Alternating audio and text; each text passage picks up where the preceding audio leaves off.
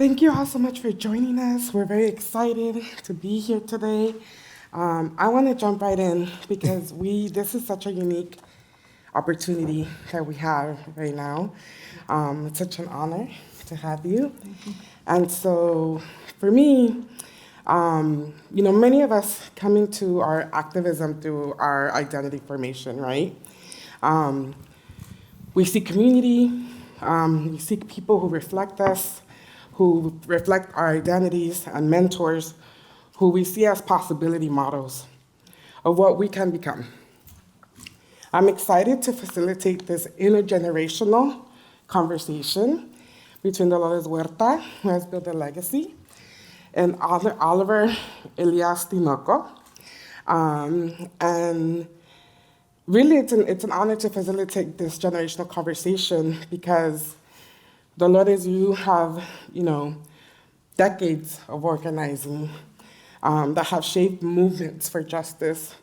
And Oliver, as a young queer person, undocumented leader who's actively building community and helping shape the future of our movement. So today is really an opportunity to explore how wisdom is passed between generations and how each generation also teaches the other. So I'm gonna start light before we go in a little deep, okay? So with this one, it can be a quick answer if you want. But for both of you, was there a moment when you realized, I belong in this movement? What happened? Who helped you see that you had something to contribute? And we can start with Dolores if you like. Well, I have been very blessed because when I was young and again growing up facing all the racism and the sexism that one has to confront, and always wanting to do something about it but didn't know exactly how. And I belonged to several organizations, like, we used to raise money and give Christmas baskets and Thanksgiving baskets, but nothing ever changed. Everything was still the same. And I had the good fortune of meeting a man. I hope everybody will remember his name. I'm going to say it. Fred Ross, okay? Yeah. Fred Ross, Sr. And this was this gangly Anglo dude, okay?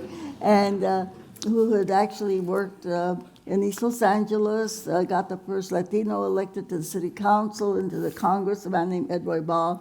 And I was very fortunate that he came to my town, said he was going to help us Latinos to organize. And I was very suspicious of him at first. I thought, surely he must be a communist, you know what I mean? Back in the days, communists were the bad guys. Not the billionaires like today.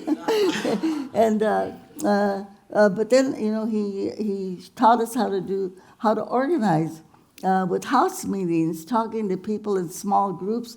And if I say the word Tupperware or Julie parties, this is what it's like. And it works. And then I thought, oh, this is a way that we make things happen. And to me, it was like finding gold, a pot of gold at the end of the rainbow. Everything that I wanted to see change, that you could do it. And it was so easy because you know who could make the change? People. People. We have an endless supply of people, right? Endless supply of people. And if we can just get the people together and get them to take direct political action, this is how we make the changes. And so I got hooked. And I quit my job. I was a teacher, and I quit my job teaching to become an organizer. That's the best decision I ever made. Thank you for sharing. Oliver? Yeah, I think for me it was, and I've always been very open about my status as an undocumented immigrant, is I was never kept that from me. My parents were very open about my status. It was never a point of shame, except for one moment in my life that I can recall, which was during high school. And it wasn't because of things like Donald Trump presidency looming or anything like that, but it was because of the way I heard folks I looked up to speak about power and what power is. And so much, especially when you're in high school, when you're 16, 17, 18, it's conversations around voting. And it's conversations about being able to vote. And I had this specific teacher who would hammer into us, if you're not voting, you're not creating change. If you're not voting, you're not doing anything. I'm undocumented, I cannot vote. but I saw the change that my parents did for my sisters and I to, salir adelante regardless of our status. I saw the things that my family's friends did who also immigrated here, who did what they could to keep us safe and to make us feel protected and to make us feel heard. And I was like, how is that not change? How is that not positive change? How is that not creating a movement? And I think it was in that dip where I felt insecure and where I felt shame because of my status that I was able to sort of look at it. If I'm ashamed of my status, that means I have to be ashamed of all these other people. And that's just not a reality for me where I live and I look at my parents with shame, or I look at other organizers with shame. And so I think for me, it really was about realizing that it wasn't so much the vote that had the power, it was about the informing. It was about the knowing how to organize people, about how to get people to listen to you and your story. And I think that's where the change happened, is realizing that for me, the importance wasn't in getting people out to vote. It was in getting people informed on what they're voting on, because anyone who has status in this country can vote. But that does not mean you're an informed voter. And I think it was through that and through finding power in my narrative as an undocumented person, as a queer person, as an immigrant, and other narratives that were similar, that drove people to be like, oh, maybe I should go find out about how to vote. Maybe I should find out about who's running for what, about what this means. Yeah. And so I think for me, it was really, my belonging came in the form of narrative building and organizing, first at the level of education, and then larger community organizing, and now policy and advocacy work, both city and statewide. Yeah, thank you both for sharing. Yes. Oliver, can you talk a little bit about the fear and or challenges as you build community and get involved in this movement and become involved in various activism? Yeah, I think one of the things that has always been trickiest to navigate is that aspect of community. As a queer person, you learn very quickly that the love and support you get from your family is conditional. And there are things that can take that away from you, one of them being your identity. As someone who's queer, both in my gender identity and my sexual orientation, it was very obvious that the love was conditional. And so you're sort of taught that your support is going to come in the form of chosen family. Now compare that to growing up Latina, growing up an immigrant, growing up undocumented. You're told that your entire support system, be it familial or legal, comes from your family. Yeah. And that's where you build all that. So I was sort of stuck in this place of, well, I can't go to a queer community because they don't understand what it's like to be an immigrant, what it's like to be undocumented. I would talk about my status, and the response would be like, oh, well, why didn't they just do it another way? Why didn't you figure out a way to come here? And I was like, ooh, let's read a book. No. And then I would enter undocumented spaces, and I think, I stuck out as the queer one, as the person who wasn't particularly masculine or into any of that. I'm sorry. Que viva el mundial, whatever. And I think that's what made it hard, is sort of being on that tightrope of, well, I'm told that my community comes in chosen family, but there's a barrier here. No matter how thin the glass is still there. And then my alternative is going to my family, my birth family, and I'm like, they are rejecting. Yeah. So I think what sort of helped me overcome that challenge is finding spaces where it was not about, this is an undocumented space or this is a queer space, but this is a space where you show up as you. And I think in San Francisco, I've been lucky enough to find my community and to find my chosen family in various areas, be it organizations, educational institutions, or just being out in community. But I think that that's a big hurdle for a lot of people. And I think that's what sort of led how I live my life today, which is I want people to wear their identities as badges of honor. I don't want them to evoke shame. I don't want them to evoke fear. I want them to be something that one can stand in fully. Right. Yeah.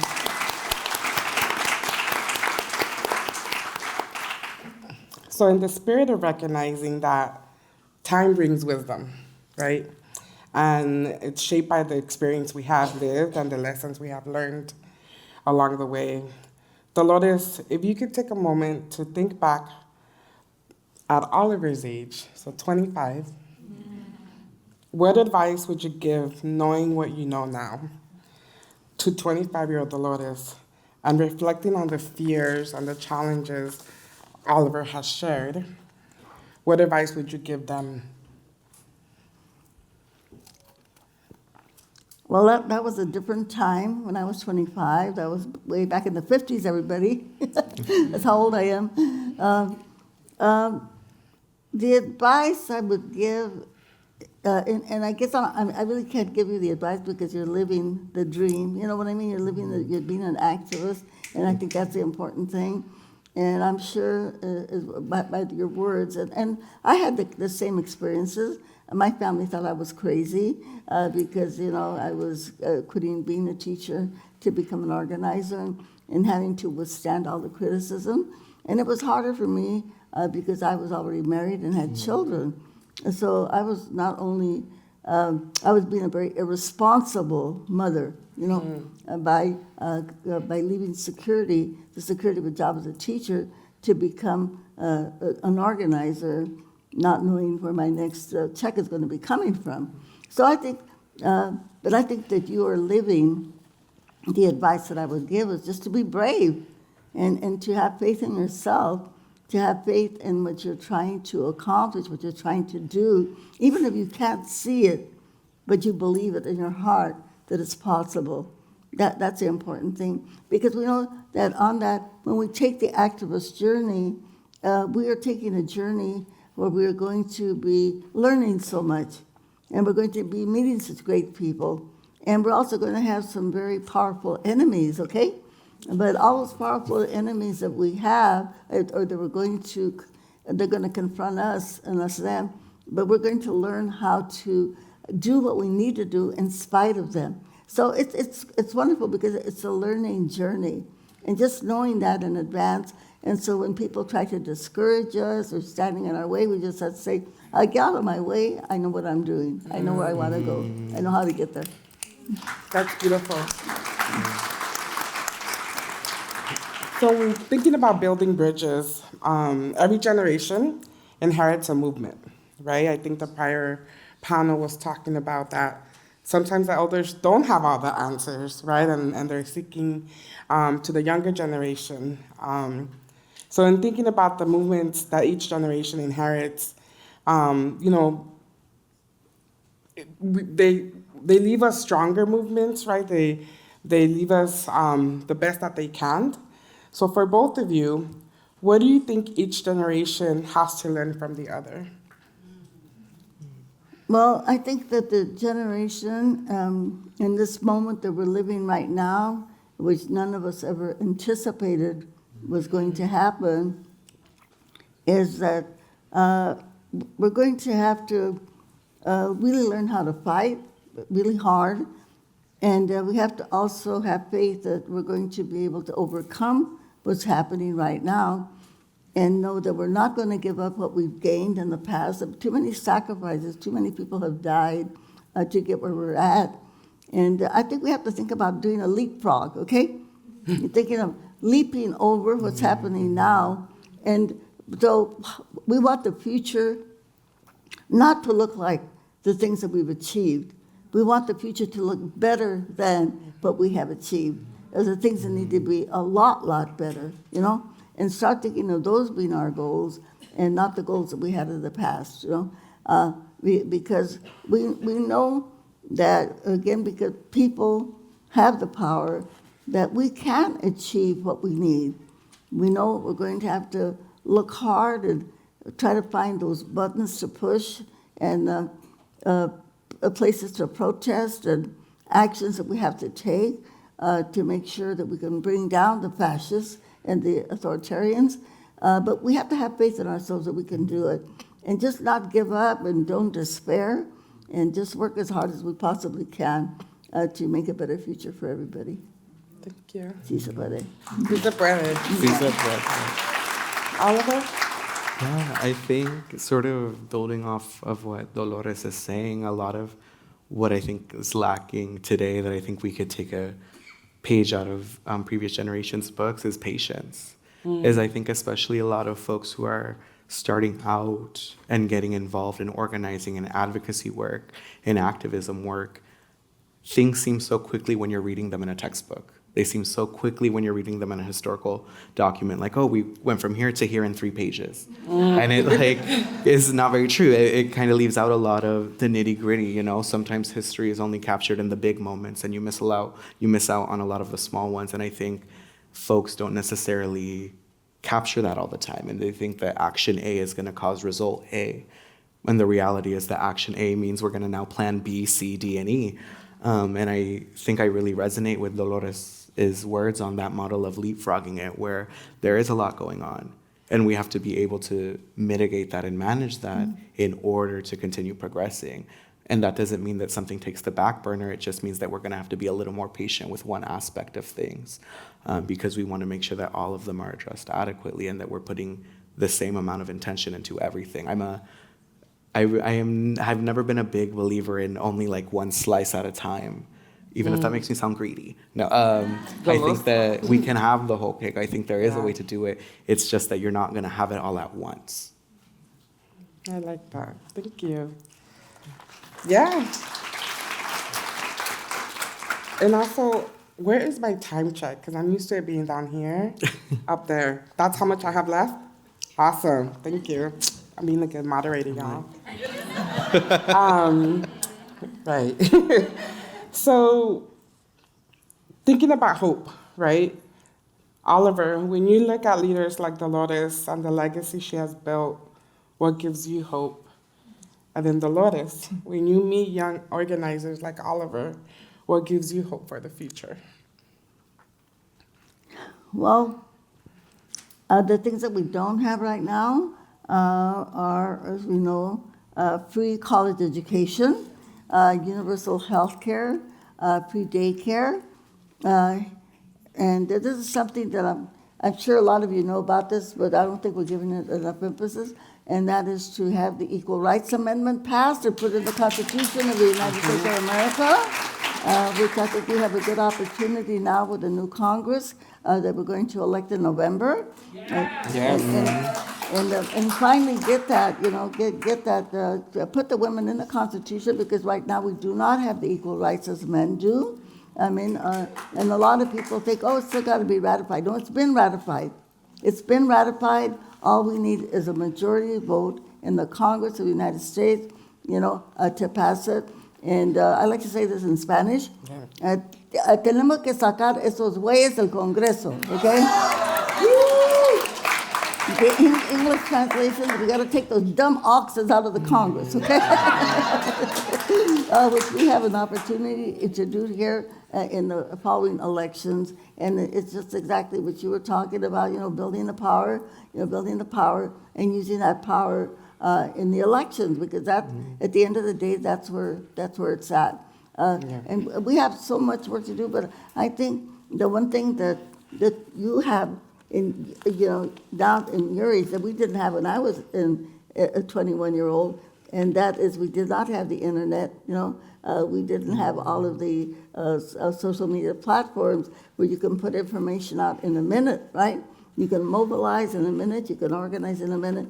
So I think that we have some power tools that we didn't have before, but that doesn't mean that the job is any easier, because we still have a lot of baggage, We have a lot of baggage, and we know many of us come from families that were religious, and we know that religion has, we have left with a lot of that baggage, okay? A lot of that religious baggage, and it's very hard to say to people, you're not going to go to hell, okay?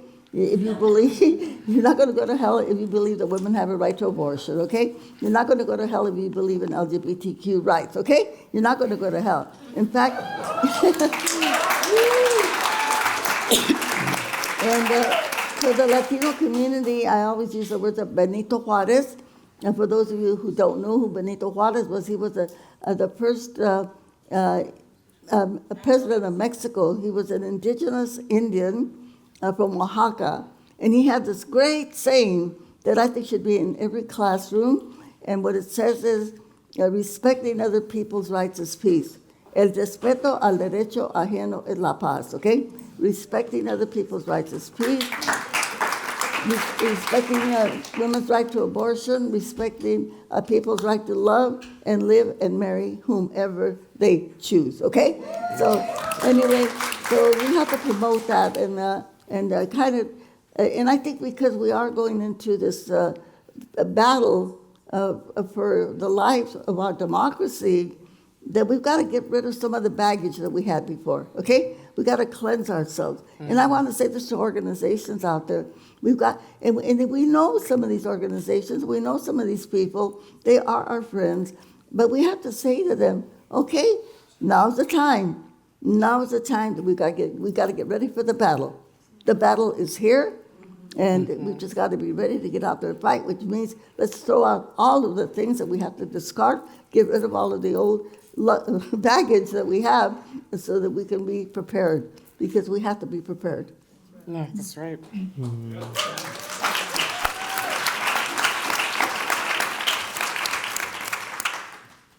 Yeah, I think for me, what gives me hope in seeing leaders from other generations is just, again, going off of what Dolores is saying, is that there can be change.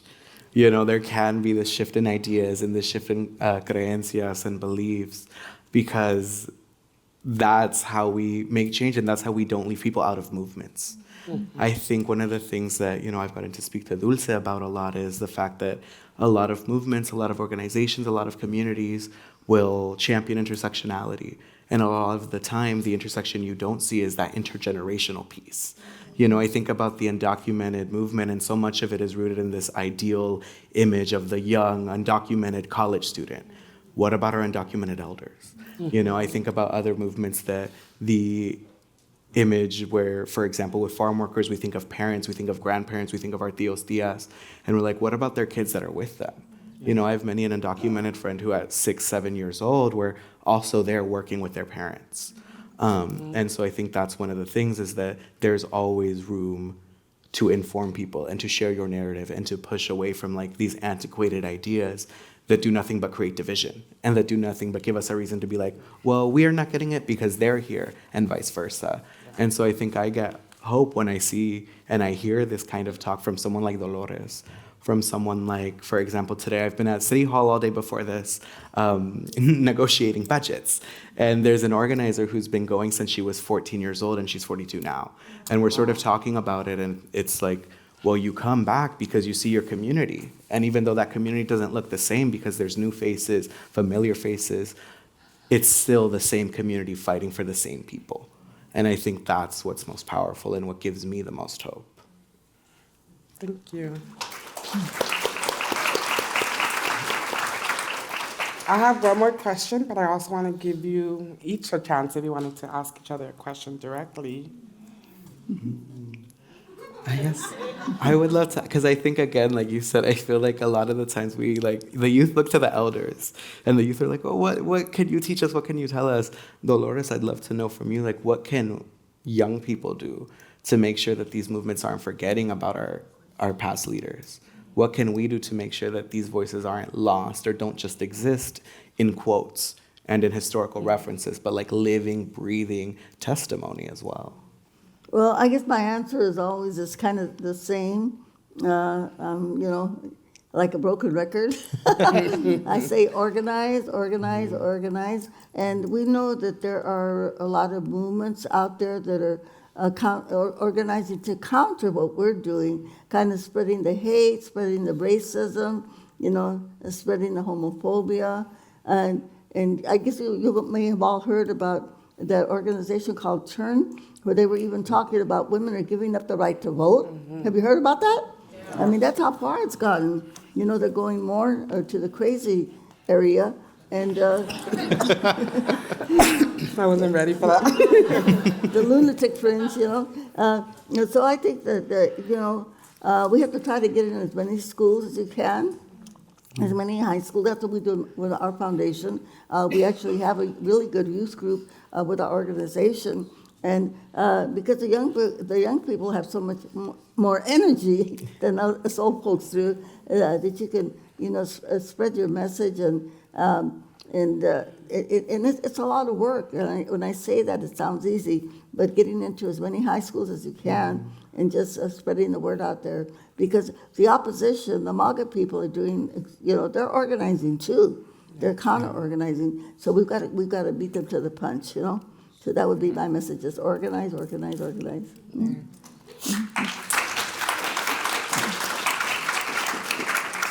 All right, so for the last question, I want to think a little bit about legacy. And so Dolores, you have spent decades helping build movements that have transformed the lives of the people in this room and beyond. And Oliver, you're building your legacy. And when you think about your legacy, what do you hope people remember? Not necessarily your accomplishments, but about how you made people feel. Well, I hope I feel them. I hope I make them feel inspired. And the other thing I need to add, and this is another bit of advice, and that is that one of the things that I decided early on was that my life was not going to be about being wealthy or having a lot of material goods, And I think when you're an activist, that's one thing that you find out, that you can't have a lot of baggage, okay? Like I say, when you die, whenever you see a hearse, you never see a U-Haul behind the hearse carrying your stuff. I mean, maybe for a lesbian, but... so just You know what? I'm gonna put a hearse. As a lesbian, when I was a queer woman, I'm gonna put a U-Haul behind my hearse. That's gonna be my legacy. Yeah, and then somehow in our society that we would not think of, and we think of the billionaires, that they have so much money that they can't eat their money. You know what I mean? And working people spend their money, but they put it into the income stream. And billionaires don't. They just stash it away in stocks and bonds, So I think we've got to really attack our economic system, okay? Capitalism is not working, folks. It's not working, And we've got to come out there and say it. We've got to come out there and say it. It's not working, I remember when, you won't believe this, but when I went to movies as a kid, as a 12-year-old, it was 25 cents to go to a movie, okay? 25 cents. Can you imagine that? In the 50s, I bought a brand new car for $800. Wow. People were buying houses for $10,000, a brand new house. I mean, so this kind of craziness, economic system that we live in is not working. So I think that's one of the things that we've got to put on our agenda, okay? Change the economic system of the United States of America, okay? I don't know if we've got any social democrats out there. Yeah, and that's the hard one. But that's a hard one, but I think we have to start talking about it. We have to start reading about it and say, we got to change this system because it's not working. We got to have a feminist system. And the men, by the way, are also feminists, okay? We give them a big applause. All the men in the room are very feminists. So we have to have a system of cooperation and not competition, okay? And we have to have a system of sharing what we have. I think that John Lennon's song, Imagine, a world with no borders, I mean, where each country could trade the resources that they have with the other countries that they need, and that we wouldn't have borders and put people into detention centers like we have seen the cruelty. But we can imagine that world, and we can make it happen. We can make it happen. Oliver? I think for me, when I think about legacy, how I want people to feel lighter. I just have always, in everything that I've done, and the whole reason that I got into organizing in the first place is I know that there is someone out there who's queer, who's undocumented, who blows out their hair, who feels insecure when they walk down the street because they know that people are looking at them and they know exactly why. And I think for me, what has driven me is I want people who come after me to have, even if it's just a little bit easier of a journey than I did. And if I'm able to do that in any space that I have been in, then I've accomplished exactly what I've wanted to do with my life. And so that's, again, all I want to leave people with, is I want people to feel lighter. I want people to walk without their shoulders up to their ears, without a tightness in their chest, without sweaty palms. I want them to walk in their truth, to walk secure, to walk confident, and to know that anything anyone has to say about it, who feels threatened at the sight of a confident, queer, undocumented, immigrant, brown, Latina person, that is a reflection of their ignorance and not a reflection of their presence. Well, on that note, I invite all of you to unclench your jaw, drop your shoulders, take a deep belly breath. If you need to borrow some belly, you can borrow some of mine. Okay? And I just want to say thank you to both of you for the honor and the privilege to be in this conversation with both of you, to be facilitating this. It's truly a deep honor, and I am in deep gratitude. Thank you for your movement work. And then can we do our power chant? Hell yeah. Let's do it. What is this? So we got to do our power chant, okay? Just remember this, what the poet Pablo Neruda said. They can cut all the flowers, but they can't hold back the spring. They can cut all the flowers, but they can't hold back the spring. And who are the spring? We are, okay? Yeah. So let's stand up for a second, okay? Yeah, right. And then we'll do the little power chant. And we want people to shout as loud as they can so the haters can hear us, okay? You know, they're out there, okay? So I'm going to ask you all, and I know you know the answer. I'm going to ask you who's got the power. You're going to say, we've got the power. And what kind of power we're going to say? Since Pride Week, we're going to say LGBTQ power, okay? Let's go. Or Pride power, whichever you like, all right? Okay, let's go.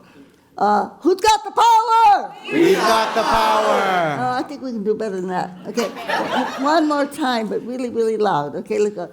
Let's go. Who's got the power? We've got the power. What kind of power?